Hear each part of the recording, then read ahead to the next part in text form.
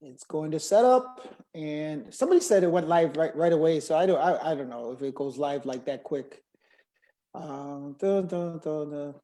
What's up, everybody? Okay, we are officially live. What's happening, everybody? It is 7:57. That's okay. We're not that much early. We've gone earlier per se. And this is the front door show. And as I do it all the time, I kind of set it up. We have Pablo Punkout Gonzalez as the feature DJ for today. If you guys, this is your first time, there's a couple people already logging in. If you've never seen the show before, we want to remind everyone that this is what we do every day, 8 o'clock. I'm the host of the show called the Front Door Show, and we're featuring DJs of all genres, hip hop, freestyle, old school, Latin, it all across the board. And what it basically doing is basically getting you the information and telling history about these guys. So, Mr. Gonzalez, Hola. Mr. Punkout, just in case, and it happens, if somebody doesn't know who you are, why don't you go ahead, introduce yourself and. All right. Hi. I'm DJ Pablo Punkout Gonzalez. I've been DJing since 1982. And what else you want to know, Angelo? When you were 2 years old. Okay, got it. I think 1.5, maybe. Yeah, I started to learn when I was 12. I started to learn right after 8th grade, and I got the hang of it about a 6 months maybe, because in the winter of 1983 in January, that's where I got my first house party. I got a big $20 for that one. Woo! yeah. So yeah, I think I have the little flyer that they made. Homemade flyers that they made. You got didn't even have my name. It didn't even have my name on it. Just my company, my production name. But yeah, and what's funny, if you on that card underneath, and we're 13, 14 years old at this time. Underneath, it says, "Bring your own drink," And I'm thinking about it now, and I'm like, oh shit, BYOB before it was BYOB. Yeah, before yeah. But yeah, so what's up, Angelo? How you doing? Good. I'm healthy. I'm surviving, and thank God that everybody we're talking to and stuff like that. In fact, just to let you know that there's actually going to be DJ. I believe it's Saturday that we're going to be interviewing DJ Luigi. He was COVID positive, and he was in the hospital and stuff like that. Oh, I'm sorry to hear that. But he recovered, and he's all healthy and he's real good and stuff like that. So there's going to be real interesting and stuff like that. But everybody's healthy here, and everybody, my dad's 77 years old. Just had a birthday last week, so he's just 77. But he's doing good and stuff like that. Everybody in the family is good, and I'm thankful for that and stuff like that. So, but you, I want to applaud you for doing this. I think it's a great idea to get a lot of us DJs to talk and to let the people out there know a little bit about us that they may not know. For example, I always wanted to, I never got a chance to mix with Mario Reyes, and you had him on your show not too long ago. Yeah, last week. Yeah, and I was interested in his background. I mean, I always heard the name growing up. I consider him like Generation 1 DJs. Like him, of course, the Hot Mix 5, Mike's Waz. Those are like, for me, Frankie Knuckles, like Generation 1. I consider myself like Generation 2. Right. Guys like me, Martino Spinning Ramos, Chaz D from the South Side.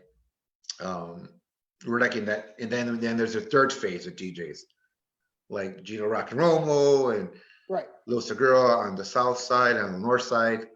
Like Jackmaster J, and other guys from the Mario's Nonstop Nieves. Yep. So I'm kind of lucky because I'm in the middle, right? I got to work with these guys that I admired growing up, like Kenny and them, the Hot Mix 5. Right. And then I became like a big brother to Generation 3, like to Gino and them. So it all worked out. So far it's working out. So if, let me get this straight. So you were in a young age, you had a business card already with as a Yeah, okay. So let me give you a little bit of my history. So yeah, I started to learn how to DJ in 1982. I didn't have turntables and all that. I mean, I was like 12, yeah, going on 13. Um, I actually, my mom's record players. My mom had one in the sala in the living room, right? And then my dad had one in the basement. They had the basement was like my dad's, cave, right? All his stuff down there. man cave. Man cave, right? My mom would have like her records, and then my dad would have his own. Right. So anyway, I got these two record players together. There's no pitch, there's no nothing, just volume. From one song to the other, your pitch was your finger, right? You do this, slow it down a little bit, Yeah. and then those. And back then, I'm sure you remember, how the needle will go up by itself, right? And Yep. stuff. So yeah, that was my equipment for a while, until like a year later. I did a lot of house parties, for like a lot of my friends and stuff. And then finally, I got a summer job. One of the city of Chicago had like a program for teenagers, you know, and I got a job at the YMCA on Fullerton Avenue on the north side, where I grew up from. I grew up on the north side of Chicago. I am not a South Sider. Nothing wrong with that. I love the South Side. But yeah, I grew up on the northwest side of Chicago, and saved up my money I made during the summer and got my realistic turntables. Remember those? Realistic with I had like a rubber band or something controlling it, and then the rest is history. That was belt drive, right? Those are the Yes, there you go. the belt No drives. drives, right? The pitch was like this. I had to learn about pitch. There was pitch. Yep. Like, oh, this is how they do it. I haven't used my finger no more. And then you learn how to let it go, because if you didn't get it ready, it would go, Oh, yeah, you're right. Yeah, I went through some of those. Yeah, yeah, it's just part of the DJ life that we learn and stuff like that. Like, okay, here we go. And you have to be really careful how to push the record out, or it's too fast or it's too slow. It's just like, so yeah. But I started at a young age, and I guess now looking at it as an adult, it was amazing that I got to accomplish so much as a teenager. I went from not realistic turntables to being featured on a couple of radio stations by the time I was like 14, 15. The first radio station I was featured was WRRG. That was at Triton College Radio, Right. out there by Melrose Park, River Grove, Illinois. And guess who I met there? Who was that? I met Julian Jumpin Perez there before he was, Hot Mix 5 and stuff. Yeah. I guess he was a student there or something, because I went to drop off my mix cassette so they can play on the air. And I remember going in. The guy I was supposed to meet wasn't there. It was this big, tall dude, with a mustache. He goes, "Oh, hi, my name is Julian." I go, "Oh, hi, I'm Pablo," And then I guess he heard. I heard of Julian on that radio program, and I remember Julian telling me, "Oh, I heard the cassette. It's pretty good." I go, "Oh, thanks." And I told him, "What? I hear you're pretty good too." And then that's how I met him. And then from there it just kept growing. This was amazing. I got like those high school dances contracts. My friends were the presidents of the clubs or whatever, and they hooked me up with the homecoming dances and all that. And back then, or even now, but it was a big deal to do your homecoming dance. Right. Wow. Yeah. What high school? It was a big deal. I went to Kelvin Park. Okay. All right. Yeah, that's up on the northwest side. Class of '86. Okay. So all my Covent Park class of '86 alumni out there, hi. I haven't seen you in like a long time. Um, how you doing? But yeah, I went there and I got those contracts. And then my friend Xadrian, he got me into Janelle's. Janelle's back in the day. What's Janelle's though? Janelle's #2 on Fullerton. Okay. Yeah, Fullerton and Pulaski. He got me to be, I guess there was a high school battle of the DJs. Um, I was kind of shy back then, so I didn't, I knew about it. I didn't submit a tape or anything. Anyway, my friend Adrian got me a spot. The flyers were already made. I wasn't on the flyer or anything. I was like, I don't think the guys that were battling knew I was in this battle, So I remember battling, yeah, and I tied up. I won. Well, it was a tie between me and their resident DJ, Tony Gogo Gonzalez. Oh my God, I haven't heard that name in a while. Yeah, he was their resident DJ, and this was my first battle. Actually, they had 12s. I never spun on 12s before. Yeah, I mean, we tied up and we had to do a spinoff. I never did a spinoff before. We spinned off against each other, and I remember going really fast, and I hit the button on the turntable where it turns off the turntable. And I remember throwing in the record. Before I threw the record, I guess my hand must have hit that button. And when I threw the record in, it was like, oh. And Tony won that night. But I think I did pretty good for I tied first place. I beat a couple of guys actually from my high school who were also in it. So it was a great experience, and I just kept growing. It was amazing, So Al Cisneros. Yeah, I had a conversation with him last night. Me and him at 2 o'clock in the morning. Al's been part of my. I know. Since then, he's been a part of my life, man, dude, like forever. Yeah. So Al, offered me the chance to play there. But I was a young kid, 14, 15. I said, yeah, how promoters or club owners, it's great exposure for you. I really can't pay you that much, but it's great exposure for you, right? Type of deal. I know how Al is. Right? So I'm like, sure, why not? And so I got to play at Janelle's, and I remember sometimes I had to bring my mom to the club because it was so late. She didn't drive. We had to call a cab to get there and stuff. Anyway, she would go to the back of Janelle's and just watch me play, and then we'll go home together until I got old enough where me and my buddies would walk home after a while. But at Janelle's, man, it was it's such a big part of Chicago music history, Chicago dance music history on the Northwest side. I mean, that's where I first got. I mean, I will let anyone in to make. I think it was a 17 and over club. I'll let anyone in, and I love him for that because I would never have the opportunity to see. That's why I got to see Kenny Jason play. Yep. Ralphie Rosario. I think Lime performed there. The real Lime, not the ones now with the.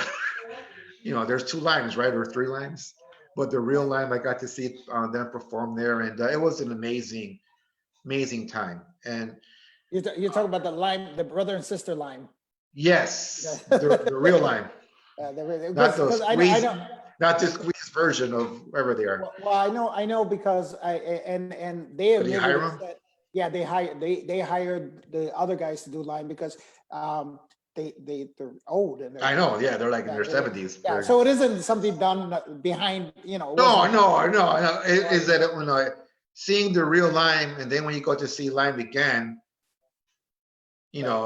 That Like, was whoa, I'm that like, was who the hell's that? You right. know. I But think anyway, the the song is still we yeah. still play that song. We still play that song every weekend. Pre-COVID, you will hear that at the club. You know, baby, we're gonna love tonight and all that stuff. You know. Anyway, so I became pretty popular, and then I learned really fast, and that to be successful in this business, to make some real money, you have to be like you have to become like a promoter. You have to be more involved in the business. So I kind of saw what I did. There was no media back then. There was none of this stuff where you could just press Google. How do I do this? And then we had to figure it out, Right. right? So a lot of times they would pass out flyers, right in your high school. I'm sure you had the same deal. Someone was passing out flyers, and then I was reading, and I wanted to throw a party, not a house party because I didn't, I don't want to get raided. I wanted to throw a party. There was a big banquet hall like across the street where I used to live, up on Armitage, called Armitage Hall, right? So I went there, and I just walked in. I go, hey, how much is it to throw a party here, to rent the place out? And he gave me the numbers.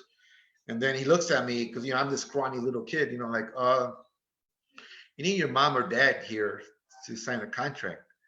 And he's like, are you for real? And I told him what I wanted to do that day. I'm going to do this, and I want to do that, and I want to do that.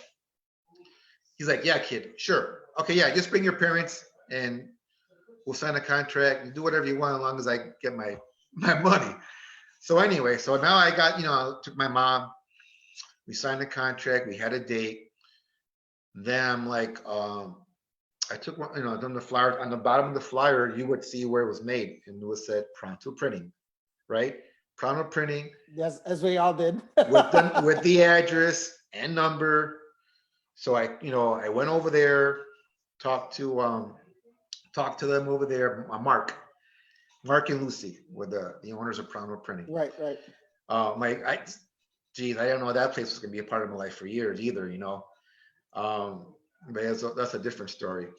Anyway, so we put this flyer together, and back then the flyers were kind of basic. It was like they were mainly always white and red ink or blue ink, and sometimes I people. think they would do that change color from blue. Yeah, that was the fanciest they got. They would like change colors right from blue to red or whatever. Yeah, Then I had some kind of disco album with two people dancing in the background, and I told Mark, hey man, I want my flyer, and right here I automatically became a graphic designer, right? Because see, everything's just evolving, right? Like, no, I want this to look like this. I want like to say it like this, and blah blah blah. And he looked at me, and he's like, and back then they were charging per color. He's like, do you know how much that's going to cost you? It was like a multiple. It was blue, yellow, it was all these colors. Like, hey, I don't care. Just get it done. So it took him a while. That might have been his first multicolor flyer. I don't know. But it was basically, they would take the picture and add everything on. And it was, man, it was eye-catching. A flyer has to be eye-catching, right? Right. So now, I become DJ, promoter, graphic designer. Now I'm thinking about marketing. You think about it, everything involved, right? So I hired Kenny Jason, and I hired Ralphie. And I got all my friends together. My friends were so helpful, man. Without them, I couldn't have done it. We had people at Kalene High School, people at my school, people at Lane, people at Schurz. I mean, you had to have groups of people. Then they're talking, and you couldn't, there was no texting involved. We didn't have none of that, right? It was all word of mouth. All word of mouth. Yep. And I had, people everywhere. And now, I saw, well, because I learned a lot too by the older promoters. one of the top promoters back then was Pinky from the All Star Productions. Yep. He was the big guy. He did the air guns. Yeah, right, exactly. The air gun. He did the big stuff. And like, man, that dude has posters. Mark, do you make posters? Yeah. And so I made the posters as well. So now I had to get a hold of my friends, and we're putting up posters. Dude, it was like, I don't know, 1, 2 in the morning, right? We were putting these posters up. Oh, like I basically put them on each high school that I knew of, and the busy streets. That's how it was done, right? And yeah, that night it was a tremendously successful event, and it was and that just changed my life around. First of all, you take this. First of all, uh, my mom took a chance on me. I didn't have money. She helped me. Okay, mijo, but it's probably mortgage money. How are you sure? And right, to believe in me, and not only be able to pay her back that's next morning, but have all this extra, and like, oh man, then I gotta do this again. And I want to say that you got the bug. yeah, I got the bug. My mom knew what the hell I was doing. I wasn't crazy, and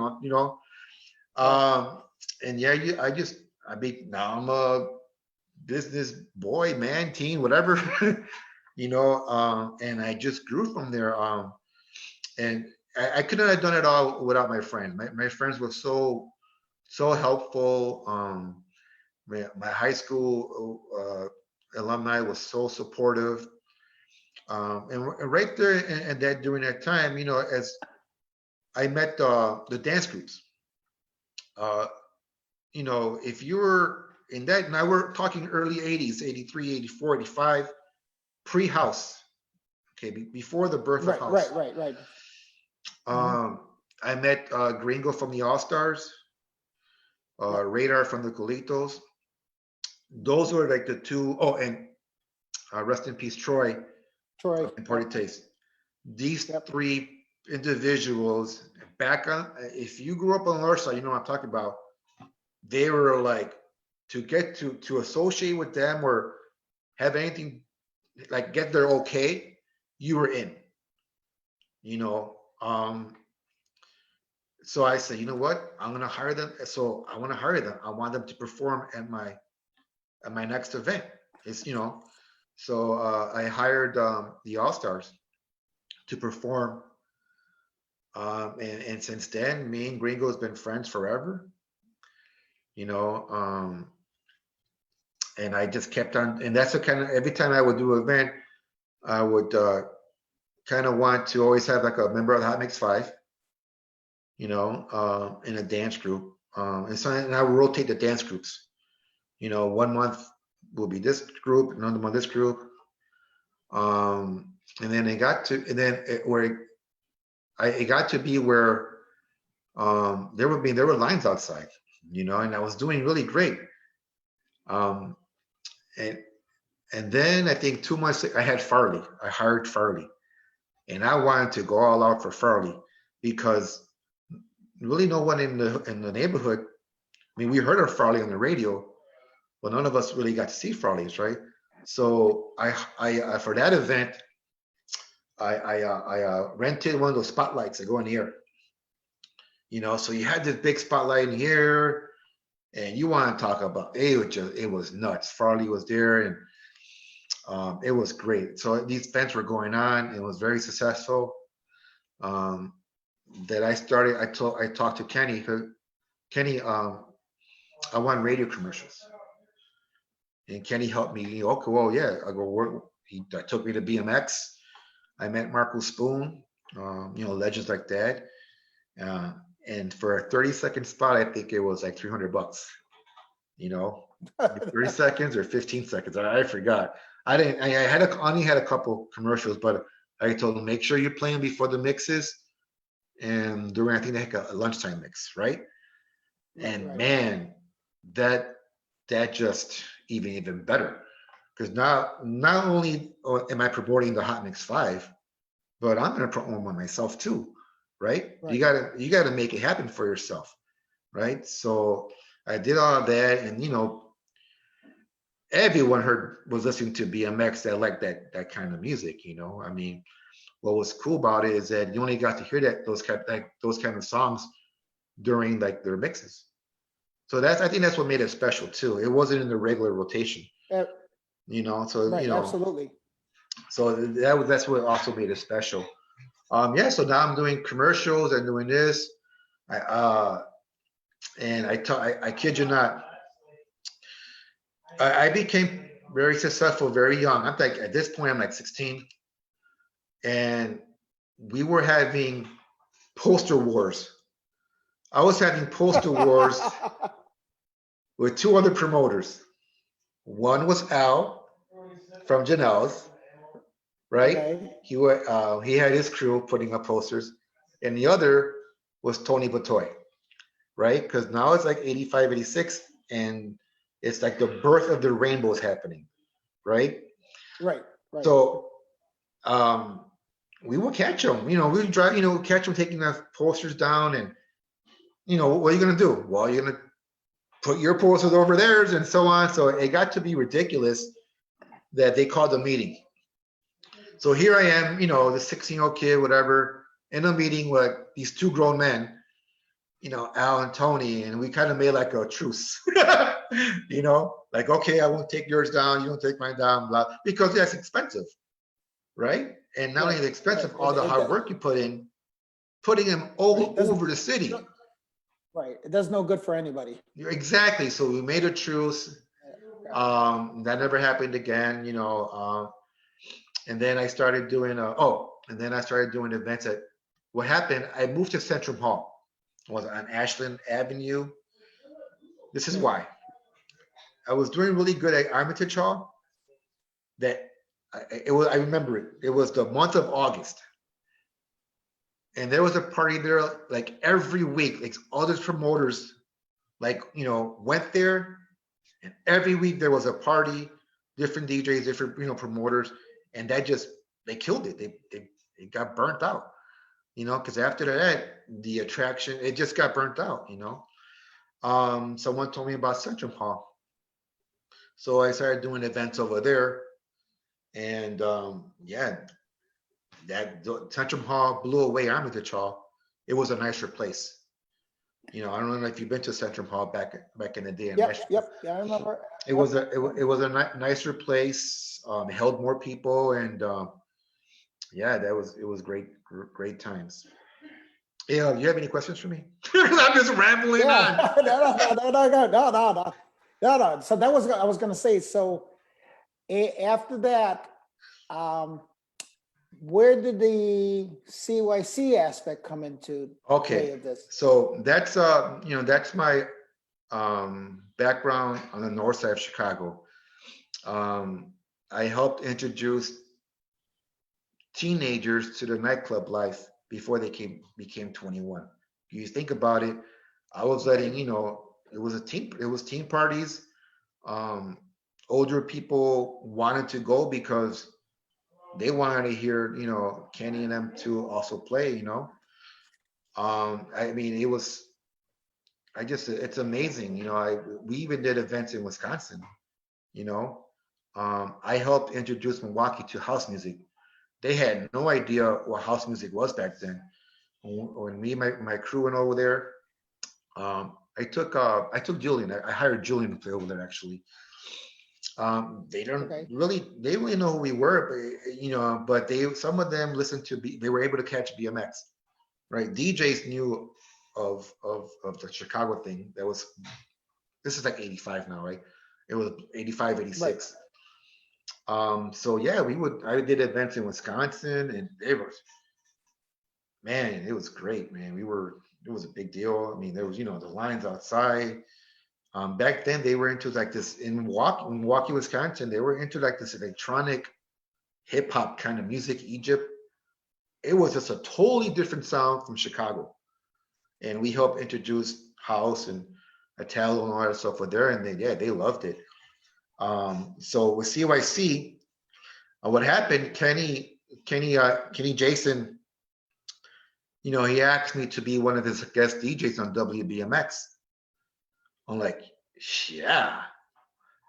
That was a big deal. I mean, to get asked by like all those guys had a guest DJ. I was one of Kenny's guests.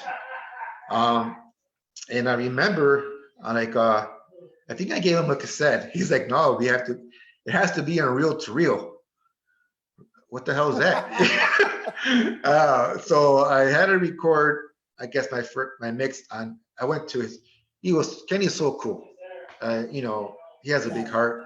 He let me record my mix at his house on reel to reel. Then eventually I got my own, because I was like a guest DJ on BMX for a while. And I remember him telling me, I remember asking him, when I'm going to put me on again, He goes, you know what? I can't put you on every weekend, right? Because they were rotating guys. But what I can do, there's a radio station on the south side. It's called WCYC. I never heard of it. Yeah, because it's like young people like you, and I can get Kenny Jam and Jason was the program director at WCYC in the early 80s. So I go down there. I said, do I need a reel to? Yeah, I need a reel to reel. He goes, yeah, I need a reel to reel. So I had to record them on reel to reel back then. So I went to CYC. I never knew, and this might sound ridiculous, I never knew Little Village existed. I didn't go to that part of the city. All my friends and family were on the north side. So yeah, I go to CYC, and then I met I got accepted right away. They were good guys. Miguel Rodriguez, Nandi Veramontes, another older name, Jose Romero, Rich Nandi Martinez. Max. Right. Oh, now Nandi Max. Back then was, I think back then was Fernando Veramontes. I don't know. Yeah. Right, I forgot. But anyway, they're really cool cats. We got along really well. It was great, and I was able there at CYC, able to make a mix every weekend. And back then, and then what I learned going to the South Side. Now I'm being on the radio over there. I didn't know how big CYC was that big of a deal on the South Side. I mean, that was like their BMX on Friday nights. BMX had Saturday Night Live. Well, CYC owned Friday nights.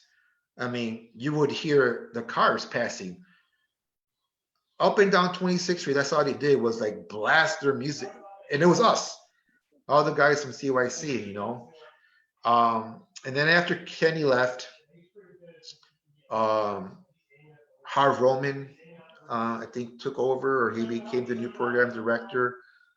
Harv always was very respectful of me. He already like knew of me because of the dances I did. And I would also hire. See what I did. I don't know if I should call you Angelo or Pietro. I don't know. But what I did, Angelo, when I would do parties, I would help. I would bring on you guys sometimes. And back then there were dance crews and there were DJ crews, right? In all parts of the city, there were DJ crews. So I will hire. My DJ crew was called the Majestic Spinners. My original team was Kenny Kicking Cruz, George Dazzling Diaz, Alex the Great Ocasio, and Hector Rodriguez. Rest in peace. He's no longer with us. And then I got some other guys. As they did. The first group was gave up the mixing stuff, and they helped me more promote. The second wave of Majestic Spinners, I had Mario Nonstop Nieves, Steve Sakurai. I don't know if you had a chance to meet him. These were like younger talents. So in other words, I helped expose a lot of guys. I wanted to give everyone a chance, just like I was given a chance, and that's what I did. And then when I met the guys from the Southside CYC, man, I didn't know that, like, wow, they're doing the same thing I'm doing. These were also like, maybe they were a little older, but they were also teens. they were doing the same thing. Maybe not at a, they were doing like at churches. They were doing their dance parade. From I remember like in churches and stuff. Well, that was like Blessed Agnes, and that was Yeah, that was the right. big. It was I like church and like not at a big banquet hall or anything like up north it was like churches. Are you really? I'm like because we're having a CUIC party at the church. Like okay, I'm like Well, technically sure. it was their gymnasium, but it was like it was part of it wasn't at of course right in the gym. Like okay, and then man, that was another world. It was packed wall to wall. Yep. Man, it was great times. It was and I noticed a little difference in the South Side crowd, and then in the North Side a little bit. But yeah, the big promoters back then for those kind of parties that I remember, and I'm sorry if I leave anyone out. I know it was Fusion Dance Promotions and Chicago Magic Sounds. Those were the two bigger productions doing all these things. And I'm sorry if I missed anyone out, but I didn't grow up on the South Side, but those are the two I saw. I'm sure there were many more. I kind of because I was involved in both because at the time there was the breakdancing thing that I was doing, and that coincided with the dance groups that were out there, meaning that the Colitos, Imported Taste, All Stars, Baja Panties, and we can go on. Like oh my God, the Baja Panties, yeah. Right. So that was and I was hanging out with DJs like Jeff Davis as well. That was one of the DJs I remember, and he was part of the Hot Mix 5 in the short term and stuff like that. Or he was like their backup per se. But I remember going to these parties at the Century, let's say, or at Janelle's and stuff like that. But not as a DJ, I was doing as a music lover per se, and I was still DJing. I still had malos and stuff like that. But I was also able to go to North Side and South Side. And you're right. It was a weird dichotomy that was going on between the two, because you had like the dancers, like pretty much on the North Side, meaning the dance crews and stuff like that.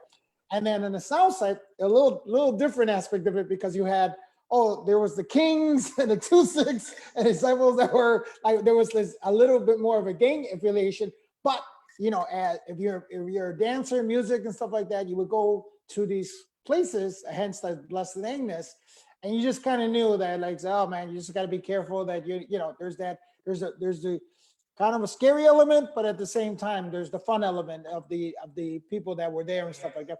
Because majority of them were not thug or gang. No, they were just like party crews, right? Right, exactly. A lot of friends that got together and just wanted to have a good time, and they were called party crews. Remember the KPP? There was K-Town Party. I don't know the names. I remember. Let me see who was big back then. And I didn't, like I said, I didn't really know too many people on the South Side, just the guys from the radio. But I remember Orange Crush being a big name. Well, I was gonna say, because a lot of them became softball teams and stuff like that. That was kind of what became of it, and that was just not that. I think that happened all over Chicago. A lot of these guys were a bunch of guys that grew together. Orange Crush is one of them. And that's I remember from the North Side. From the South Side, Orange Crush. Right. But what was pretty cool that I was able to cross over from the North Side to the South Side. That didn't really happen back then unless you were on BMX or something, Right. So now, and then, on the North Side, I played R&B, house, music, break, little Italo, all that stuff, hip hop. Yes, I played hip hop. And then on the South Side, I geared more. I noticed that they like more of the freestyle, very, very, very high energy. Of course, house, right? That's Chicago, 85, all that, 86. But then I heard a record by a group called Erasure. It was called Au L'Amour. So, and I fell in love with it, right? That sound, it was different from everything else. So, I started buying, I bought the album, and I picked through it like, oh, this song might work out, because not all the songs are danceable, right? Right, right. So if you're listening to Erasure, then you discover New Order. New Order was one of those bands that made like a crossover, right? Because of Blue Monday, it was huge. Confusion was huge for the break Yep. dancers too, right? And then Depeche Mode, Floor Master. You're probably the Floor Master, right? Yeah, I'm the president of Floor Masters. Oh, I remember them. They were a big deal. Yeah, yeah. Didn't you guys like battle at Aragon? Well, no, that's a funny story. That night that the battle, we were in Champaign, Illinois, doing a show. Oh, I went to that. Yeah, that was the whole New York versus Chicago battle. Exactly. Yeah, I went to the Aragon to see you guys perform. Like, ooh, because that was, the Floor Master is right. like the top of the. And we did it, and thank God we did it. Oh yeah, that there was a fight. And a guy getting thrown off the balcony. Fell off the balcony. It was pandemonium. Yeah, I know. Dude, thousands and thousands of people. It was wow. Yeah. It just we got a paid gig to go to Champaign, Illinois. So we were like, do we battle and make no money maybe? Or do we get paid? And we got paid very well. I mean, trust me. I mean, we had 125 members in the group and stuff like that. So we were the big thing. Very huge. Yeah. So you guys were started down here on the south side? Because I've heard of you guys up north. And you guys were like the big deal, Well, and think about it. What I did, just kind of what you kind of did with what I did is we had north side floor masters. Yes. South floor masters. We had west side floor and people from Indiana that came in. Would that explain? Because I think I saw Floor Masters chapter something. Yes, that was it. The North Side chapter. So yes. Yeah.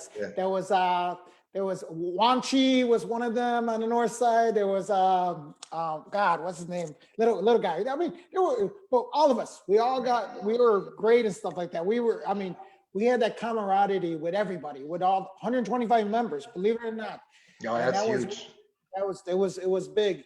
But that was what I said. When we did the, like you talked about confusion and breakdancing stuff like. So it was right at that point where there was the breakdancing / dance groups / freestyle lovers / right. All these groups were right. And then what I know, I fell in love. I really couldn't play because I couldn't play really too much of the synth pop stuff. Like Kenny had me on GCI. The Hot Mix 5 were in GCI. They left BMX at that time. They were in GCI. Right. And Kenny asked me, hey, want to guest spot on GCI? Sure. So, and then they also, they had like an AM team. Kenny named me, Andy Moy from Hot Jam. I mean, not Hot Jam, Gramophone Records. Yep. And a couple of others. He named us like associate Hot Mix 5 members, which was also like a big deal for us. Like, ooh, it was awesome, right? To be recognized like that, But I knew I couldn't really play that stuff on those stations on GCI. So I got to play all that new wave stuff on CYC. Right. Oh man, it was huge because I became one of the guys introducing that. I was going to say technically you were like the first, right? You were kind of the I don't know. That's what I hear, but and I'm introducing, right? And I remember, and I'm not going to say their names. These DJs now, they're pretty successful, calling me, what's the name of that song? What's the name of that song? And where'd you buy it? And I wasn't a dickhead. I was like, sure, I bought it here. I bought it there. It was cool, But the South Side Latinos, I want to say, I don't know. They really connected to that new wave music. And maybe I was one of the first on the South Side, but I remember guys like Jesse De La Peña and his crew promoting it on the streets, on these mobile events. So, I'm happy to be one of you, along with like Jesse De La Peña, myself, to be one of those originals from that alternative movement in the Latino community on the south side, southwest side. Right, because that took off big in there. Yeah. So when did me and you the first time we met? I know the story, but I want to see if you remember. Okay, well, before I go there, let me finish CYC off. Okay, Then we okay. have 20 Go minutes ahead. left. It's all right. We can go over a little overtime, so don't Right. worry. You got So, plenty of people that are following. Trust me. I played the new wave stuff, and I remember this one kid calling a lot, and he submitted his tapes, and he was pretty good. And so we're like, you know what? He got in the air with us. His name was Louis Segura, right? Mhm. So Louis, I have so much respect for him. He really evolved. He really embraced his music, and he's also part of that movement, the new wave movement here in Chicago from back then. And another DJ from then, Miguel Martin, who is now of Equidroids, the electronic band, along with Frank, Chassie's brother, Frank Yeah, yeah, Lamora. yeah. But anyway, us four, I consider us four intricate part of that movement back then. Me and Louis did it on the radio, and then Jesse Lepeño and others did it on the streets. So I want to give them their due. I mean, people now are still in love with that music. It's like, and for some reason, I don't want to say it left, because those were big bands. They weren't, they were big bands. They were worldwide bands, New Order and all of them. Anyway, so with CYC, the first generation guys, they're getting older now. They're leaving. We had two teams on the radio station. The first team on CYC was the Jackmaster Five. Me, Rich Martinez, Miguel Rodriguez, Tyree Cooper, and Gene Hunt. We were the Jackmaster Five. Tyree started making house music and becoming successful. Gene started doing his own thing, so we had a couple of openings. There was a battle downstairs at the boys' club because CYC was on top of a boys' club. This kid won called Gino. Romo, he was real good. But Gino wasn't rock and roll, it was Gino Latino. And I remember talking to somebody. He didn't mention that. No, I wouldn't either. No,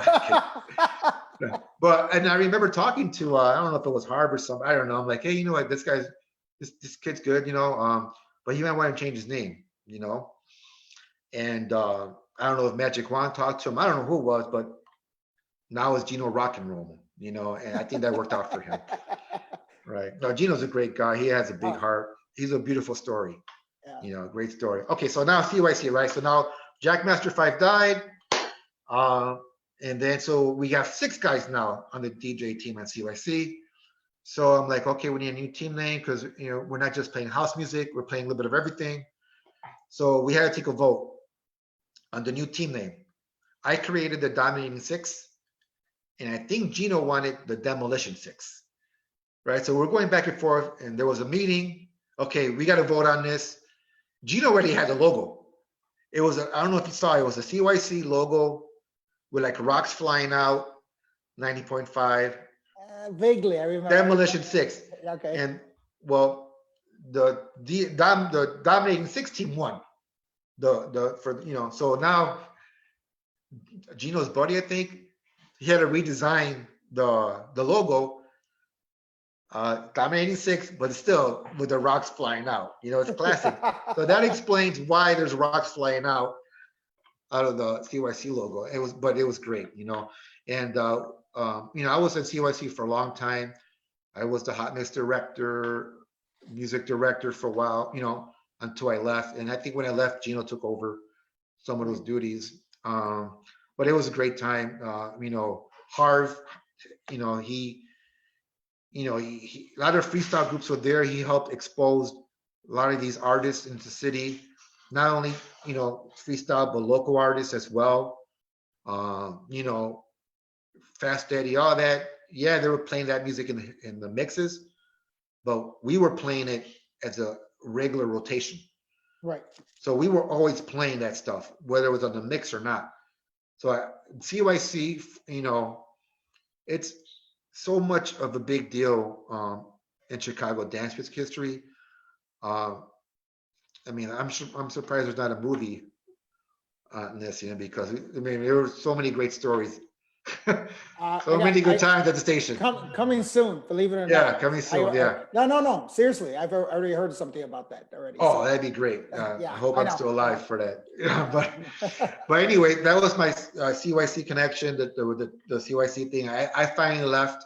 Um, I finally left. You know, and I got my first residential gig. And this time it was a club called Alcatraz. So this is a story with Alcatraz.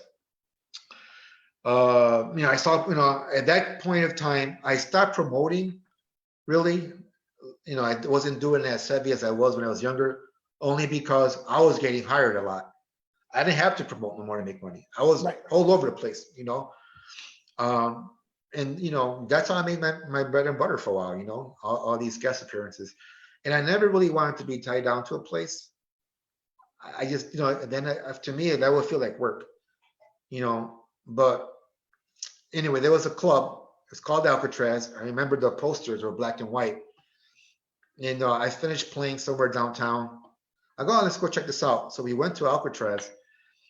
There were a lot of people there, but there was like no one dancing. Like no one was dancing. And then I'm looking around, and back then you can tell what kind of music people like by the way they were dressed, And then I looked at them, and they looked like a new wave fish type of crowd. I could tell by their hairstyles, they're all in black and blah blah blah. I'm like, And I knew Al from Janelle's days. Right. So I approached Al. I'm like, hey man, I got my records in the trunk. Let me see if I could help you out here. He's like, sure, go get them, whatever.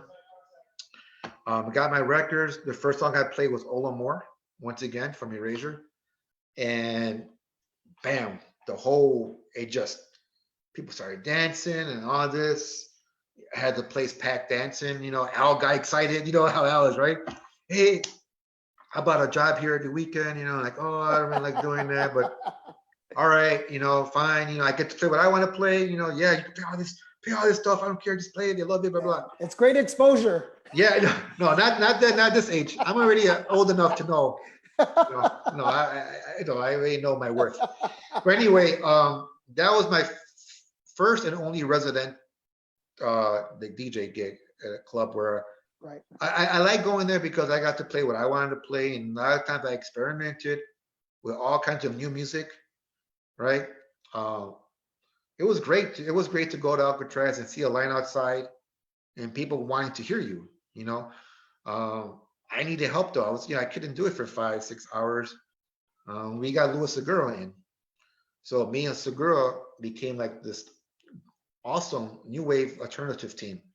Right. We would play back to back, and we were there for a little bit, and I remember I hooked up with a record label called Stooges. They were like a freestyle, but they wanted to. I got them to invest. Like, hey, let's do this event.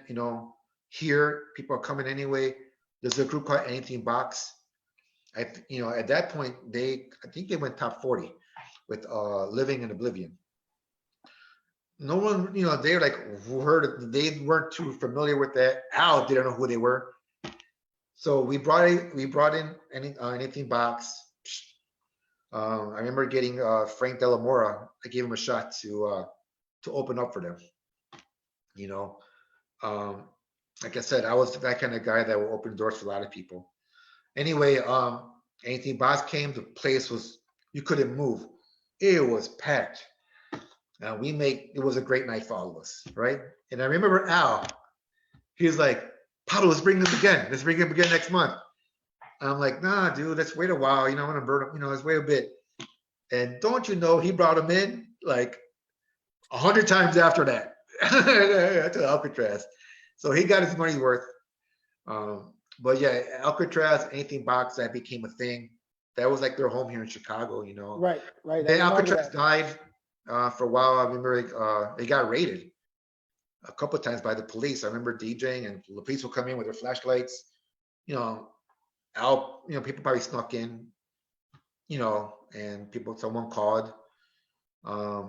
And then Al had to start over again with like a rebirth of Alcatraz.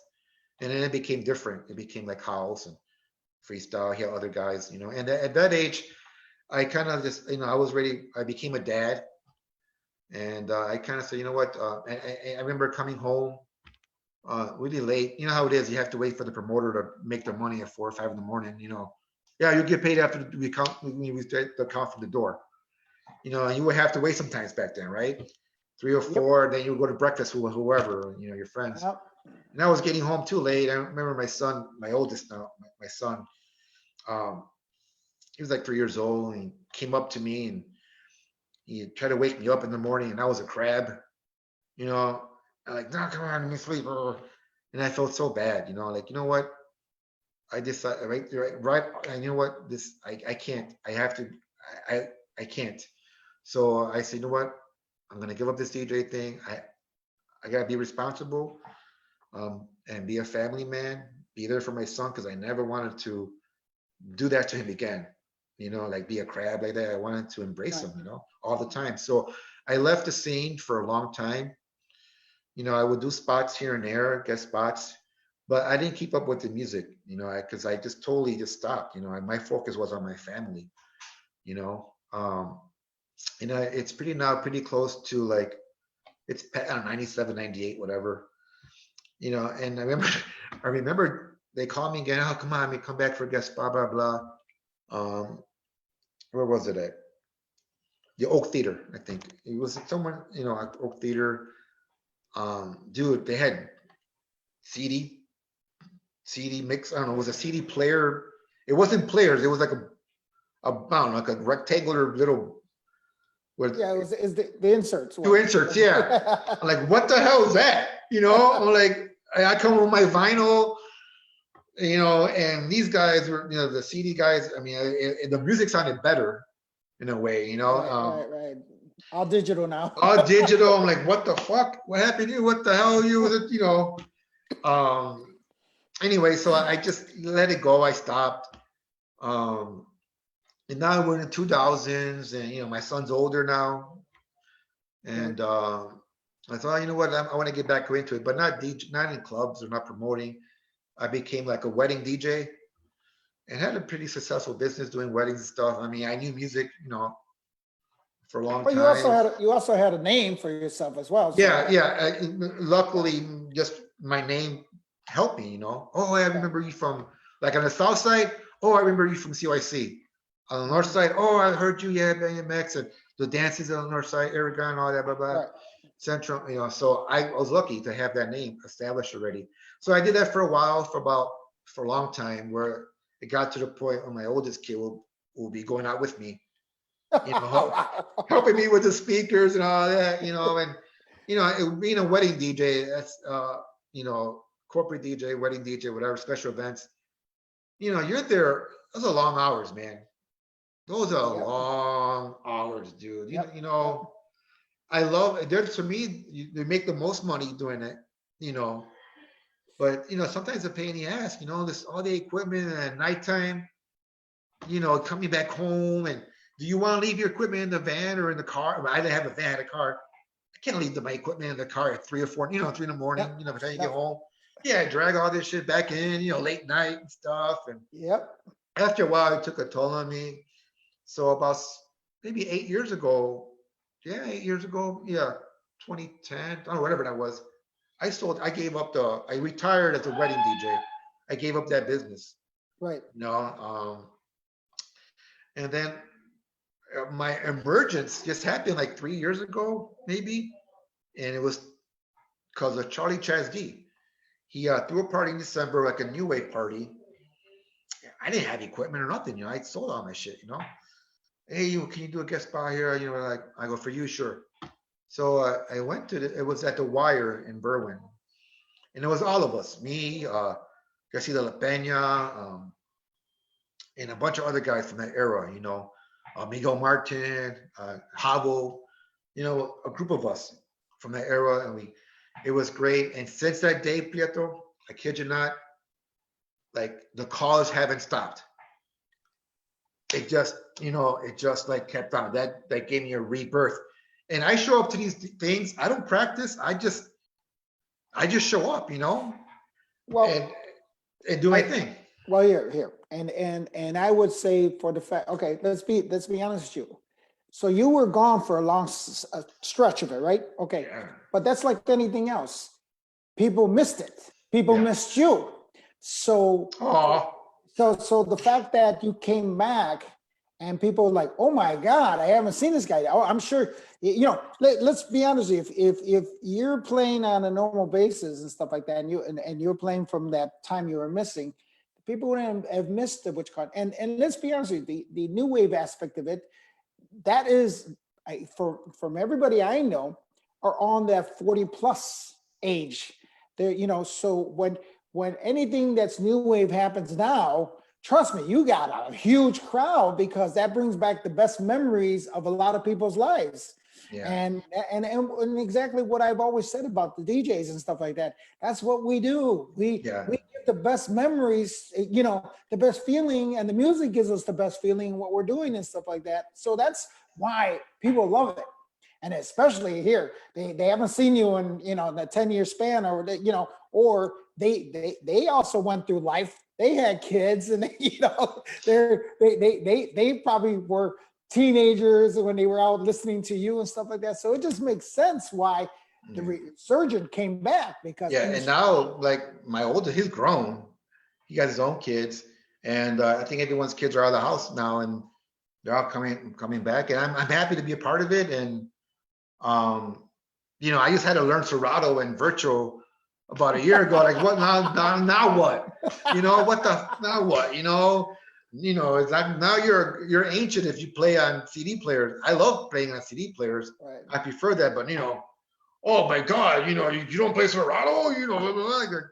No. So I learned it finally in virtual, and then you had that argument of virtual versus Serato, and who gives a fuck? I know. Right? Just play. You think someone not gonna go to an event, they're gonna ask the guy at the door, excuse me, what kind of program is the DJ using? Is he using virtual or Serato? Because if he's using virtual, I'm not going in. Yeah. That ain't gonna happen. They don't give a shit. They just want to have a good time and dance. Whether you're playing off an app or you're still, digital players. So all they care about is the music. So what is this thing about the white elephant that you? Oh, thank you. White elephant is hopefully, depending on the pandemic, will be my third year, and I call it's a white elephant DJ holiday party. In the last couple of years, I've even noticed a lot of us old timers, a lot of DJs have passed away. And a lot of them were my friends. So, this is a way that I try to get together a bunch of DJs just to come together, network, and just, it's like a holiday party for DJs. Anyone's welcome. There's no charge at door or anything, I had one 2 years ago. I had 50 DJs, dude. Yeah, it's ridiculous. It sounds ridiculous, but it was about just getting everyone together as a group. And sometimes, it was also a good opportunity to network. Like, if you never had a chance to DJ with this guy, if you heard him, well, now you do. Now you get to meet each other. It's, to me, you hear all this nonsense going on now. People are bashing each other for all those guys that are going online DJing. And thank you to all those DJs that are on Facebook or wherever DJing live. Thank you. I don't do it, but I love hearing it. Like the new team I'm with on the north, it's the Cutting Crew. They've been doing it for years. Gino's doing it. He's very successful at it. Louis the Girl, Caveman, from my CYC, family. And I applaud all of you guys, man, doing it. We need this. Being stuck at home all fucking day. Yeah, and to people that, you don't have to stare at the screen. Yeah, go look at the guy mix.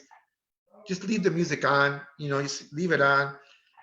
They really appreciate you logging in and listening to them. That's why we do it. We love it. I don't know. This is the weirdest hobby in the world, right? Some people put on a leather vest and they ride a bike. Others go fishing, hunting. We play music. It's something you love doing, and luckily, sometimes you make some money out of it, right? Right. So keep doing your thing, stop bashing each other. And with the white elephant, hopefully I get to do my third one this year, and I'll be asking you to participate. I get a bunch of DJs together, we're all playing, and it's really for us to get together and we exchange gifts. Like a white elephant, you exchange gifts. Sometimes we exchange vinyl or whatever. But mostly it's for us to get together, and hopefully I get to do that Right. again this year. Right. Oh, cool. That's very admirable of you to do that and stuff like that. I remember something happening sort of like that, maybe about 3 years ago, but it was mostly with the house DJs, and it was at Alhambra actually, but it wasn't like a DJ. It was no music being played. It was Keith Lumley getting put together. Farley was there. I remember Tim Spinney Shelmer, Rocky Jones was there. It was all these guys, and I think we were talking about. We all got together, and I would just remember Fast Eddie was there. There was, both DJs as well as artists, and I think we were just talking about the music and industry as a whole, what's happening, what's going on. And stuff. I want to say it was put together by DJ International. I remember Benji being there and stuff like that. I'm sure if you were there or not, but it was so many people. I remember there's a picture of all of us there. There was a good maybe 50 to 60 guys. Eddie Garcia was there. Just remember, there was so many people there, and people I haven't seen in such a long time.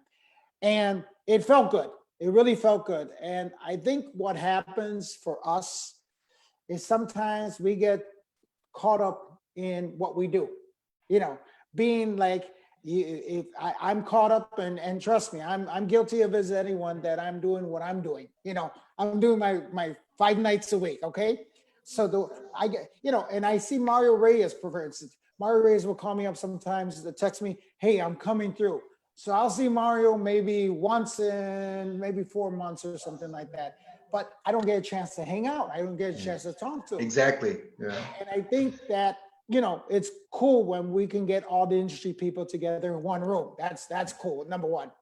I think what's happening too is that I think the success of the show is sort of kind of that way, because now you are in everybody's living room or everybody's computer screen, and they're getting to hear you and talk to you. Because I know for a fact, a lot of people did not know your history, and I'm happy that you shared your history, because that's cool. Very cool story.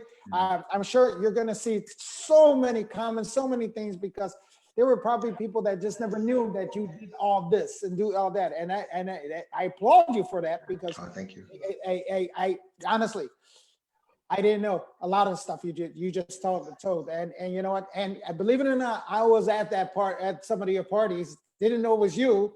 And like I said, I was asking when we first met, and technically I never met you, but I went to the Centrum, and I was there at the parties and stuff like that. But one of the official meeting was over. Let me say it. I think I remember Tropicana Cache. Did you do that, Tropicana Cache? Yeah. I think I don't know. You tell me. I thought it was through Leon and yes, the voice for yes, right. Yes, it Leon and Lewis. Viva Promotions. Viva Promotions. Oh, how can I forget them? Oh my God, they were Cafe. so. Oh my yeah, Village Cafe with Dynamico. Right. Oh, it was great times, man. And that's kind of where I kind of discovered who you were as a DJ, boy, because you were playing new wave. Yeah. And I was amazed, like, wow, man, this is because I've never been to Alcatraz as the alternative one. I was in Alcatraz when it wasn't alternative. It was all just regular music and stuff was playing. So I remember hearing all the followers that they had in the alternative market, but I was okay. But then I got into the Spanish rock market, and that to me was more of the alternative Spanish rock aspect. Right. So hence that's why I did Palladium, Tropicana, and stuff like that. But I remember when the conversation, meeting you the first time, and then I met Marco Hernandez.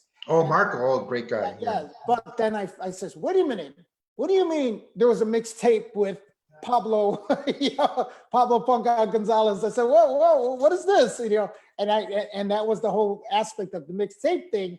And that was where kind of like, oh, I remember him. I met him the first time that, Leon and, brought That it that up. mixtape that Viva helped me, they produced it and they helped me market it. Thank you very much, Luis Ramirez and Leon. Um, that was a very successful tape.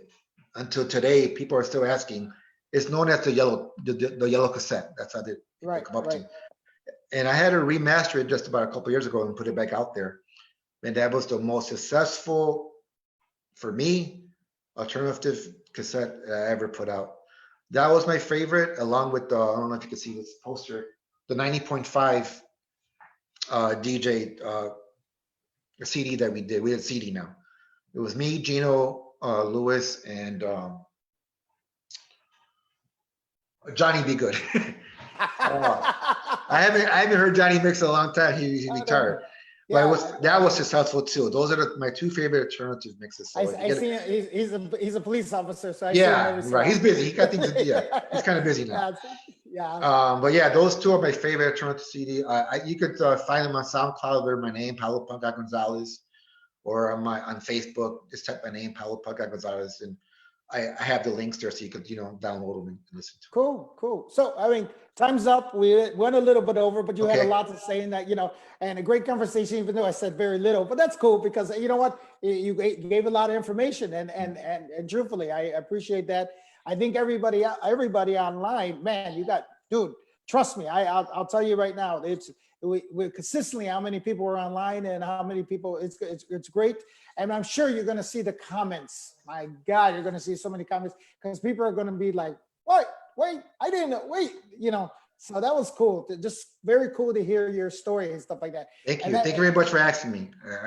Thank you very much. I really appreciate it. Any last words you want to say to the people out there that are logged on? Yeah, you know what? Hang in there. We're gonna get this together. And once we find, the cure for this vaccine, we're gonna party.